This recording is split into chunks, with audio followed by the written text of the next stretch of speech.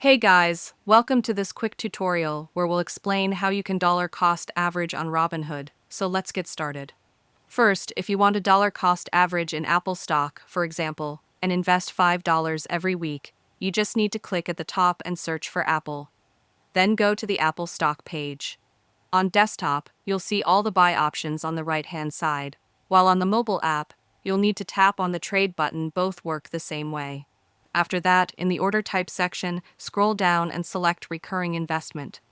Here, you can set the recurring amount and choose the start date. You can begin today or schedule it for a future date. Then, you can edit the frequency, for example, set it to every market day, every week, every 2 weeks, or every month. Suppose you want to invest $5 every week in Apple. Next, under the payment section, you can choose to pay from your buying power, your linked bank account, or any other funding method. You can also set up a backup funding source in case your main account doesn't have enough money to complete the purchase. Finally, review your order.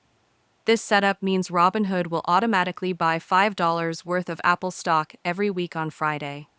The first order will be placed the next day as part of a batch order with other recurring investments. And that's how you can dollar cost average on Robinhood to balance out the ups and downs of the market. And that's it. If you found this video helpful, consider giving it a like and subscribe.